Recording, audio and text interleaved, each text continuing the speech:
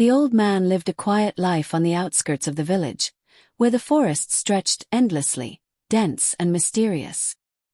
His days were simple, tending to his modest garden, collecting firewood, and watching the seasons change. Though content in his solitude, a lingering emptiness accompanied him. His wife, who had once shared his love for nature and simplicity, had passed away years ago. Her voice echoed in his mind often, reminding him of the values they held dear: kindness, compassion, and the belief that all living things deserved respect. One brisk morning, with the sun barely rising, the old man grabbed his axe and a small pouch of herbs before setting off into the woods. The air was crisp, the ground beneath his feet damp from the morning dew. The silence of the forest was broken only by the occasional chirp of birds or rustle of leaves. He enjoyed these walks. They reminded him of better days, and the solitude of the forest felt like an old friend. As he ventured deeper, an unusual sound reached his ears, a faint, desperate whimper that seemed out of place. He stopped, listening intently. The noise came again, weak but unmistakable. Driven by curiosity and concern, the old man followed the sound, stepping carefully over roots and through thick underbrush. What he found made him pause. There, caught in the cruel jaws of a rusted steel trap, was a wolf. Its gray fur was matted with dirt and blood, its leg clamped tightly in the teeth of the device. The creature was magnificent despite its pain. Its amber eyes gleamed with both defiance and fear. The old man's heart ached at the sight. He knew what this meant. The hunters who frequented the forest were notorious for their traps, which they set indiscriminately to catch any animal unfortunate enough to cross their path. The wolf growled low, its body tense as it bared its teeth. The old man understood the message. Stay back. But he also saw something else in those eyes, a flicker of hope, a desperate plea that couldn't be voiced. He hesitated, considering the risks. If the hunters returned and found him meddling, they wouldn't hesitate to punish him. Wolves were feared and hated by many in the village, considered dangerous predators. But the old man couldn't walk away.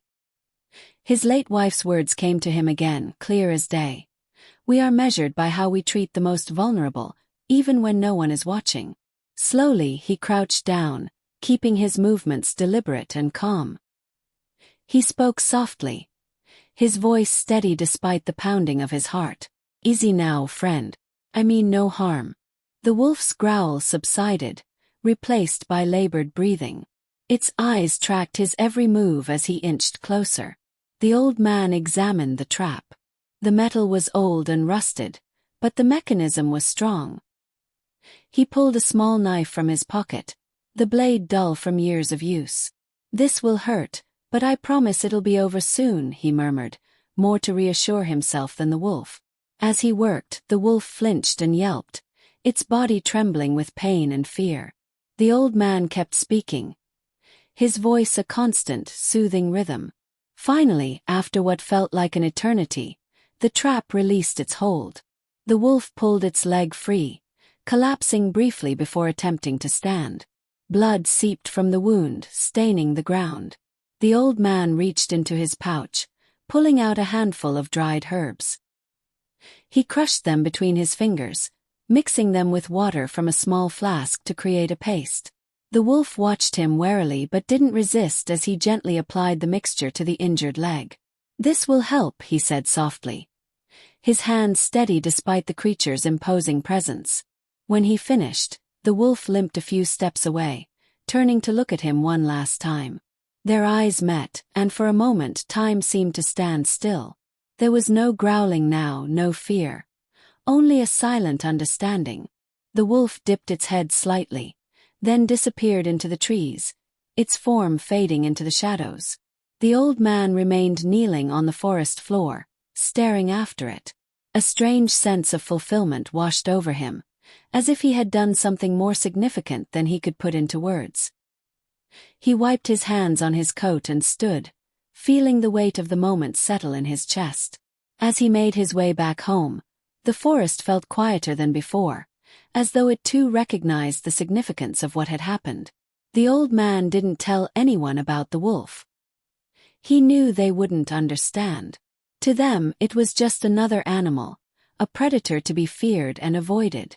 But to him, it was a reminder of the fragile connection between all living things, a connection worth preserving no matter the cost. As he reached his small cottage, the sun was setting, casting the sky in shades of orange and gold. He stood at his doorstep for a moment, gazing out at the forest. A faint smile crossed his lips. He didn't know if he would ever see the wolf again, but deep down, he felt certain their paths weren't finished crossing. Weeks had passed since the old man freed the wolf, and life in the village had returned to its usual rhythm. Yet, whispers of danger circulated among the locals. Hunters had been spotted more frequently in the forest, their traps multiplying with each passing day. The old man overheard their talk during his rare visits to the market. Rumors of a particularly fierce wolf evading capture, a creature they were determined to hunt down. He tried to push the thoughts aside, focusing instead on his quiet existence. But one evening, as the sun dipped below the horizon and the forest grew heavy with shadows, trouble found him. The old man had ventured to the stream near his home to collect water when a group of hunters emerged from the trees. Their faces were hard, their voices rough as they accused him of meddling in their affairs. "You've been helping the beasts, haven't you?"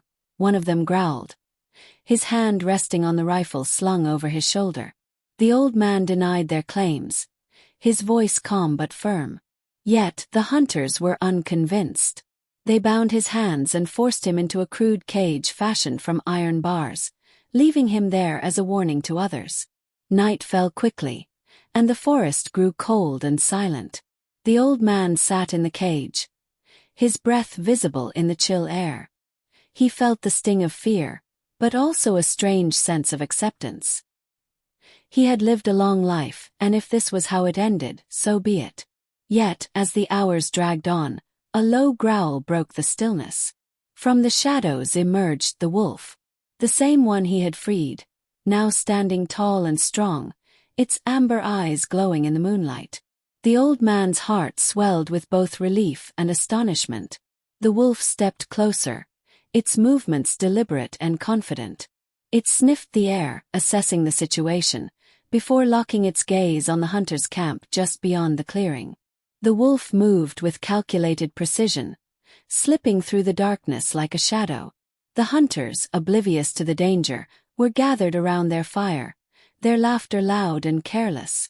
The wolf struck without hesitation, using its speed and strength to sow chaos. It lunged at the nearest man, knocking him to the ground before disappearing into the trees, only to reappear moments later from another angle. Panic spread through the camp as the hunters scrambled to defend themselves. In their confusion, they fired shots wildly into the night, hitting nothing but empty air. The wolf's strategy was clear. It wasn't there to kill but to drive them away. And it worked. One by one, the hunters fled, leaving behind their camp, their weapons, and the cage that held the old man. When the clearing was quiet once more, the wolf returned to the cage. Its breath was heavy, but its eyes remained sharp. The old man, still bound, watched as the wolf approached the iron bars. With surprising precision, the animal began gnawing at the ropes that secured the cage door. The old man remained still, his trust in the creature unwavering. After what felt like an eternity, the ropes snapped, and the cage door creaked open. The old man stepped out, his legs unsteady but his resolve firm. He knelt before the wolf, his hands still bound, and whispered, "Thank you, my friend." The wolf leaned in close, its warm breath brushing against his face, before turning and disappearing once more into the forest.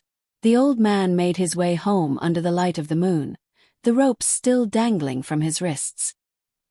He felt a deep sense of gratitude, not just for the wolf's actions but for the bond they now shared. When he finally reached his cottage, he collapsed into his chair, exhausted but alive. In the days that followed, the wolf began to appear more frequently. At first, it stayed at the edge of the forest, watching silently as the old man worked in his garden or chopped firewood. Gradually it grew bolder, approaching closer each day. The old man began leaving scraps of food outside his door, which the wolf accepted without hesitation. A strange rhythm developed between them. The old man spoke to the wolf as though it could understand, sharing stories of his past and musings about life. The wolf, in turn, listened silently, its presence a source of comfort in the old man's lonely world. Though they were from different worlds, a mutual respect and trust bound them together. One evening, as the sun set and the sky turned shades of orange and purple, the old man sat on his porch, his hands resting on his knees. The wolf lay a few feet away, its head resting on its paws. They sat in silence, the kind of silence that spoke volumes. The old man turned to the wolf and smiled. "You've given this old heart something it hasn't felt in years," he said softly. "Thank you." The wolf's ears twitched, but it didn't move. It didn't need to. In that moment, everything was understood. The old man leaned back, gazing at the stars as they began to appear in the night sky. For the first time in a long while, he felt at peace. The bond they shared was unlike anything he had ever experienced, a connection that transcended words, built on kindness, trust, and an unspoken promise.